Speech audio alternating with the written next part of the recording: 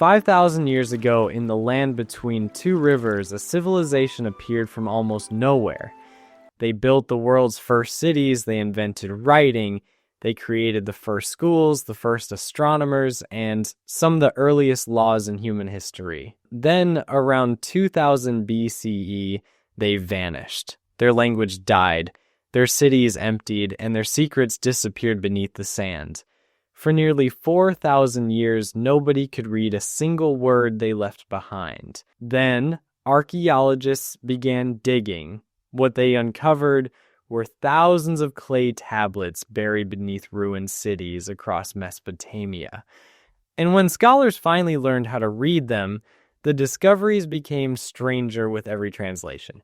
These are the Sumerian secrets archaeologists unearthed after 5,000 years underground. Number 1, the flood tablet.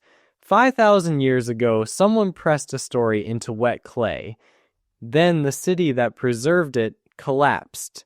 The building that stored it crumbled. The language it was written in disappeared. And for thousands of years, nobody knew the story existed. Then archaeologists found it. Among the ruins of ancient Mesopotamia was a broken clay tablet containing a familiar sequence of events: a warning, a great flood, a massive boat, animals gathered before disaster struck, like the destruction of the world, and a survivor who carried life through the catastrophe. The similarities to the story of Noah are impossible to miss, but there was one major difference. This tablet was older, much older. The text formed part of the Epic of Gilgamesh, one of the oldest surviving works of literature ever discovered. In it, a man named Utnapishtim describes how the gods decided to destroy humanity with a flood. One god secretly warns him and tells him to build a vessel large enough to survive the coming disaster. The flood arrives. Civilization disappears beneath the water, and eventually, after the storm ends, birds are released to search for dry land. For historians, the discovery raised a question that still has no definitive answer. Why do flood stories appear across so many ancient cultures? Was there a real catastrophe preserved in human memory? Or did different civilizations independently create similar stories to explain the destructive power of nature? Nobody knows. And what is known is that this tablet completely changed the way scholars viewed ancient history. Number 2, the Sumerian King List. Among the thousands of tablets recovered from Mesopotamia, one stands apart from all the others. It is known as the Sumerian King List. At first glance, it looks ordinary. The document records rulers, cities, and dynasties, exactly the kind of administrative record archaeologists expect to find. And for much of the tablet, everything seems normal. Many of the later kings are supported by other archaeological evidence. Their cities existed. Their reigns fit within known history. But then historians reached the beginning of the text, and suddenly the numbers stopped making sense. The tablet opens with a remarkable statement. It says that kingship descended from heaven. Then it begins listing the rulers who governed before a great flood. According to the text, the first king, Alulim of Eridu, ruled for 28,800 years. The next ruler governed for 36,000 years, like others rule for similarly impossible lengths of time. Together, just 8 kings supposedly ruled for more than 241,000 years. Then the tablet delivers a single sentence. The flood swept over the earth, and everything changes. After that point, the reign lengths suddenly become recognizable. The same document that records historically verifiable rulers also records kings whose reigns seem impossible. For more than a century, scholars have debated what the numbers mean. Some believe they are symbolic. Others argue they may reflect numerical systems that carried religious meaning rather than literal chronology. Whatever the explanation, the Sumerians clearly considered these kings important enough to preserve. They copied the text repeatedly, they stored it in multiple cities, and they ensured it survived long after their civilization disappeared. Number 3. Queen Puabi's tomb. When archaeologists began excavating the ancient city of in the 1920s, they expected to find ruined buildings and scattered artifacts. What they did not expect was a royal tomb untouched for more than 4,000 years. Deep beneath the desert surface, British archaeologist Leonard Woolley uncovered a burial chamber belonging to a woman named Puabi. And unlike most ancient graves, this one had not been completely looted. Inside were some of the most spectacular treasures ever discovered from the ancient world. A massive gold headdress, necklaces made from gold, carnelian, and lapis lazuli, golden rings, silver vessels, cosmetics, musical instruments. The wealth was extraordinary. But what shocked archaeologists was not the gold, it was the woman herself. Most civilizations from this period left behind very few named individuals, yet here was a woman whose name survived. Her seal identified her as Puabi, and the richness of her burial suggested she held immense power. Historians still debate exactly who she was, a queen, a high priestess, possibly both. Whatever her title, one fact was obvious: 4,500 years ago, she was among the most important people in Mesopotamia.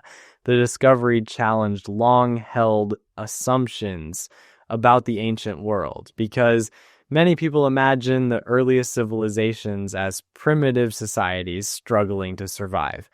Puabi's tomb suggested something very different. Number 4, the Great Death Pit. At first, Leonard Woolley thought he was looking at an ordinary mass grave. Then he noticed something strange.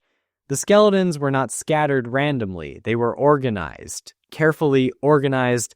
Body after body lay in neat rows beneath the earth. Many still wore elaborate jewelry.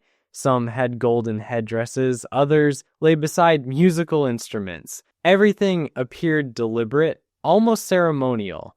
The site would become known as the Great Death Pit, and it remains one of the most unsettling discoveries ever made in Mesopotamia. In total, archaeologists found more than 70 individuals buried together. Most were women. Many appeared to have been attendants, musicians, servants, or members of a royal court, and all of them died at roughly the same time. Rather than continuing life without their king or queen, they were sent into the afterlife alongside them. Secret 5. The first written complaint. Among all the kings, temples, and royal tombs uncovered in Mesopotamia, one small clay tablet became famous for an entirely different reason. Because it proved that some things never change. The tablet dates to roughly 1750 BCE, and it contains what is widely considered the oldest known customer complaint in human history. The author was a man named Nani. The target of his frustration was a merchant named Ea Nasir, and Nani was furious. The dispute centered on a shipment of copper. Nani had paid for high-quality metal. What he received, according to the tablet, was something very different. In the message, he accuses Ea Nasir of delivering inferior copper ingots and treating his servants with disrespect. What makes the tablet remarkable is not merely its age, it is the glimpse it provides into everyday life. Most ancient discoveries focus on rulers, wars, and monuments, but this tablet reveals something else. Ordinary people conducting business, negotiating prices, arguing over quality, and getting angry when transactions went wrong. Number 6. The first schools, long before universities, long before libraries, long before textbooks. The Sumerians were training students to read and write.